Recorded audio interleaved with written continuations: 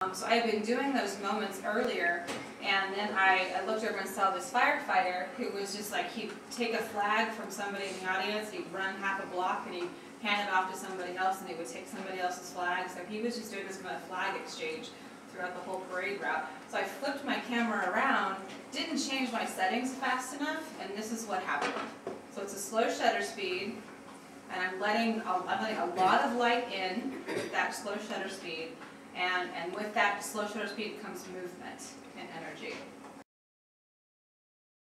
I expose for the highlights. And what do I mean by highlights? Center focus or the light? The highlights are the brightest source of light. So when you expose for your there's three things: highlights, midtones, and low tones, your darks. And when you expose for your highlights, basically you create what's going on here. So that you've got this one source of light coming from the very top that kind of like softens everything. But if I had exposed for my midtones, that light would have gotten totally white, and I wouldn't have had any detail in that image, in her face. Because if I would have exposed for my midtones, I would have exposed for the shadow underneath her neck, and then the other light would have gotten too bright. See, so we've got one plateau, second one here, and a third one here. So we've got rule of thirds, 1, 2, 3. And typically when you're working with photography, you want to stay kind of like in these rule of thirds. That makes it a better, kind of more dynamic image. But it almost works better if you have your subjects kind of like right in between where the dividing lines are, kind of like here. But what makes this one work is because every girl fits in her own rule of third. And that same thing applies for the horizontal. You can have a horizontal rule of thirds as well. And how do you capture a silhouette? The light behind them. The light has to be behind your subject. Where is her, what is she standing on? Yeah. So That kind of looks mysterious in a way, so that's cool. How could I have corrected that? Maybe put the frame up. Yeah. Adjusting your camera. If I would have shot, yeah. Your angle, yeah. I needed to come down so that you could get that. Does that make sense? Mm-hmm. Yeah. Okay.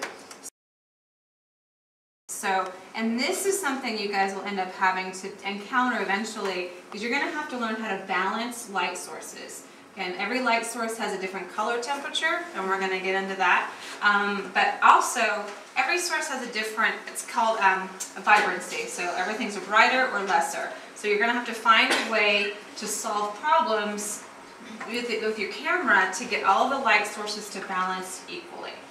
Because you only have one shutter speed and one f-stop and one ISO per frame. You can't really mess around with those. So this is a very, very slow shutter speed. It's about a 15th of a second. It's handheld.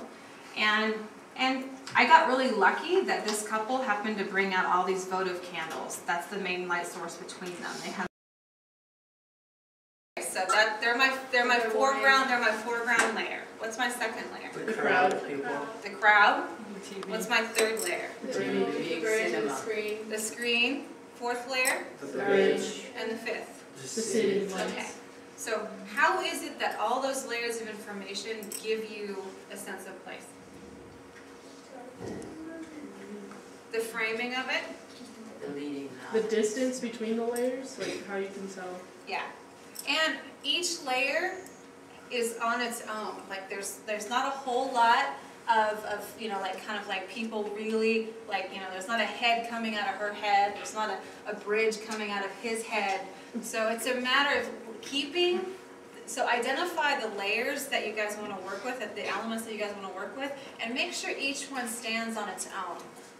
There's enough space around it that one piece of information is easily read visually.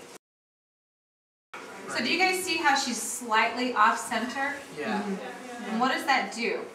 It shows more of what's behind her. Exactly. If you move your subject slightly off-center or into one of those rule of thirds, it opens up the rest of your frame for more information, for more content. So moving her off center allowed this guy in the back who's pointing all menacing. So it allowed for that. But it's also, pay attention to when you actually click the shutter. You want to get the most vibrant image that you can, especially when you're at a rent control meeting and people are screaming and yelling. And what was really exciting about this meeting is it was a community meeting. A panel was convened to talk to the public about the changes in their rent control policies, and thousands of people turned out for this meeting, and they shut it down. Like for almost 2 hours they tried to get the meeting going, and every time the panelists, the guys in suits, were trying to get it going, the people shut it down, yelling and screaming and making a ton of noise. So that resolution did not pass that night because the power of the people came out. You use flash? I used a flash, and I'm a big fan. I'm not a big fan of direct strobe, direct flash. I'll teach you guys how to do this. It's a lot of fun. You have an off-camera strobe flash, same thing, and you can direct it where you want it to go. I'm a big fan of strobe coming from a side. I'm left-handed, so it seems to always work that way.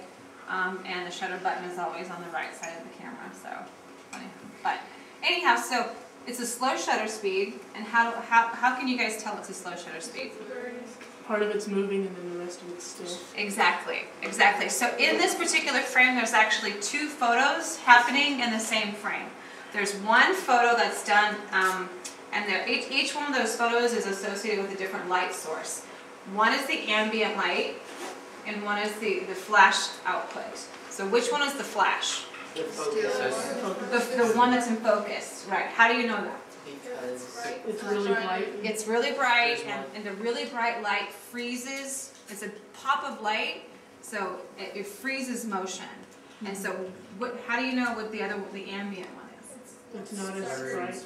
Exactly, because that ambient light, you've got a long shutter open. The ambient light feeds in through the shutter, and that's what gives you the secondary exposure.